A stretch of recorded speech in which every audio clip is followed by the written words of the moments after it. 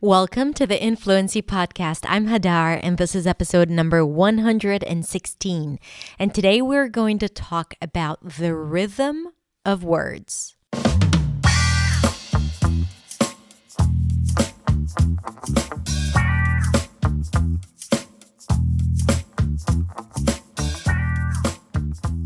Hey everyone, thank you so much for joining me for another episode of the Influency Podcast. I am so happy that you're here. Today we're going to talk about something that I love and that I think people don't talk about enough because it's a little vague, but I'm trying not to make it vague in this lesson. And that is the internal rhythm of words. So I don't know if you know this, but every syllable has a different length in English.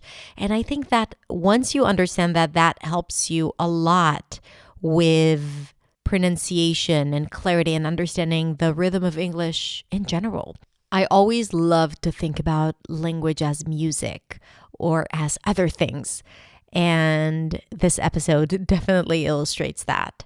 You also have the video version if you want to watch me just move up and down and, moving my hands all over as I try to explain the rhythm.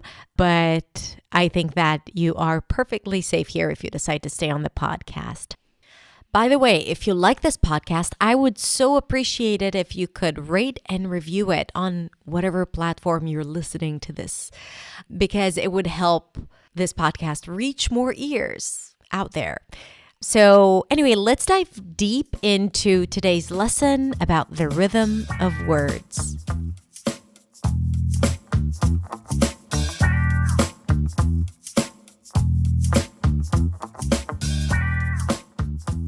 So here's the thing. A word is comprised of syllables, right? The small units. Syllable, right? Every unit, and this is something that happens in all languages, so no matter what language you speak, in your language there are also syllables that comprise words. In some languages, words are comprised of only one or two syllables, and in others you can have like 15 syllables in a word. And that's a lot, I know. But what I want to talk about now is not really the pronunciation and not even the stress. I have a different video about that I released recently. I want to talk about the relationship between those syllables and why it's important. And why it's important to understand that the rhythm, that there is like this internal rhythm within words.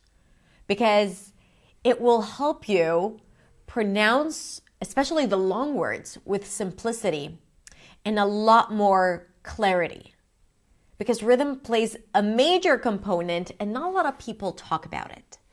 Now, when we talked about stress, and again, the video is linked in the description, we said that there is always a primary stress for every word. And the primary stress is that one syllable that sticks out the most. So for example, in the word creation, the A is the primary stress, creation. The primary stress is the longest syllable of them all. Okay, so we could have 10 syllables in a word, and the primary stress would be the longest. That's how you distinguish it, length and pitch and sometimes volume.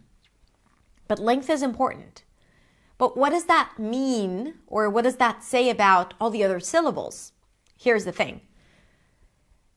Unlike many other languages, where every syllable receives the same beat, the same length, because the stress is distinguished by just volume.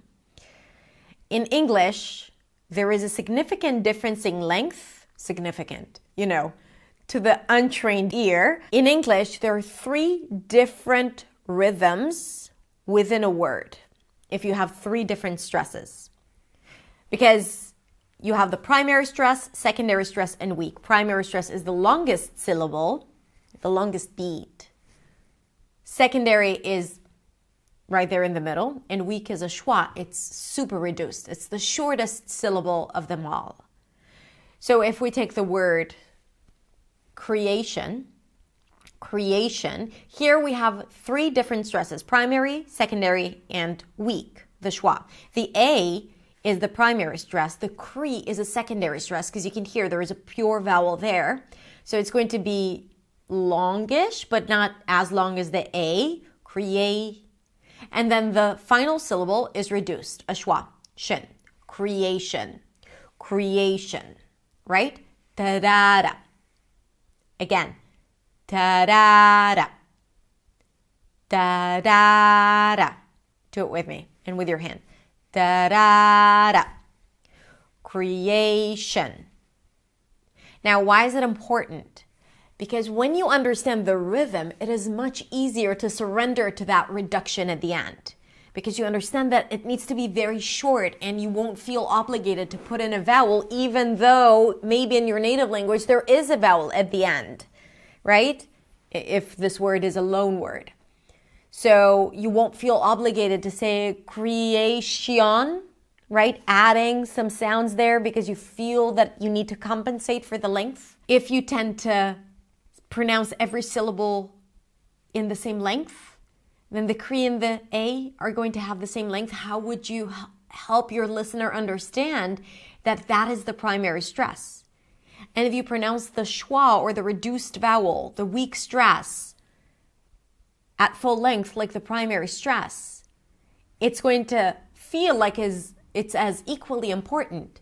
Creation, you'll have to add a vowel that doesn't exist. So before even talking about pronunciation, I think that if you understand the rhythm or the rhythmic patterns of a word, it would help you so much in pronouncing the words clearly without putting in a lot of thought or effort. Let's look at another example. Let's take the word people. People. Now here, again, if you're a speaker of a language where every syllable receives the same beat, your tendency, right, because the rhythm of a language is something so internal, we want to apply it everywhere. This is how we breathe and operate, and definitely how we speak a second language if we don't learn new patterns or don't acquire new patterns. So what you'd like to do would be to say people, people, right? So you'll make the P sound really short to match the pull. And then maybe you'll add a sound right there. People, people, or people.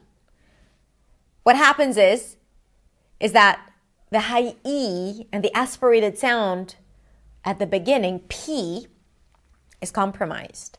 So you're not fully exploring the vowel at the beginning. And then the schwa at the end is lengthened. People, people, people. Ta-da. Right? So I really want you to move with your body. So relax your body, roll your shoulders back, relax your head, make sure you're not holding a lot of tension, because when you do the work or this work, if you hold a lot of tension, you're going to always want to stay with what's comfortable. It's not going to be easy to explore new things. You're going to feel rigid. So, I think that how you carry your body and how you breathe really affect how you practice new things. Okay, so did you roll your shoulders back? Did you check for tension? Breathe in to your belly. Good. And now again, let's try the word people. P, you lean forward and you pull back. Ancestors. Ancestors. An, primary stress, long, ses, right there in the middle, secondary stress, ters, short. Ta-da-da. Ta-da-da. I really want you to move with it. Ta-da-da. Ancestors. Ancestors. Complicated. Complicated. So we have the primary stress, reduced.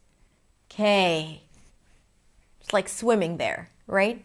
It's like not in the deep end, it's just like where the water is still low and it's safe. complicated, complicated, complicated, da-da, da-da, da-da, da-da, complicated, complicated. And then once you feel that you've gotten the rhythm, ta-da, ta-da, ta-da, ta-da, right? And if this seems weird to you, then stay with me and do it a little bit more because it's important. And your body knows what rhythm is. If you know how to sing a song, if you know how to move your head to the music, even if it's offbeat, you know what rhythm is. You know what long versus short is, right? Everything around us is rhythm, long and short, and it's like how we speak. Now, the reason why it's so important also is not just because it's how you pronounce a certain word, because that rhythm plays a crucial role in the language as well. Important is stressed and long.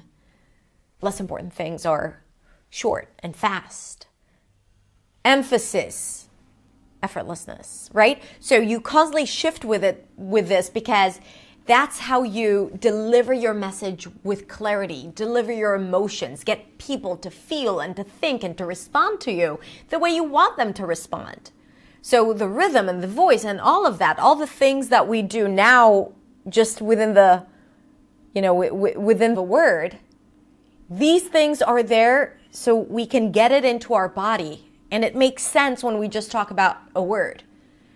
But ultimately, we would want to take it to the phrase level and the sentence level.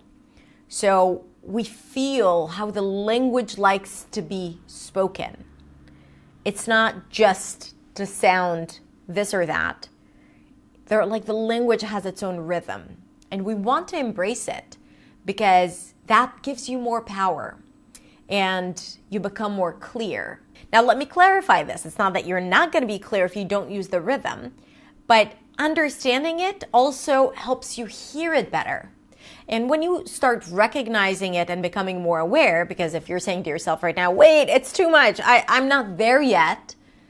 But if you understand it, you start hearing it. If you start hearing it, you start integrating it into your speech subconsciously. If you can't hear it, you can't make it. If you hear it and you don't practice, at least it's there. So something's happening in the back of the mind. So when you do start working on it, it would be easier.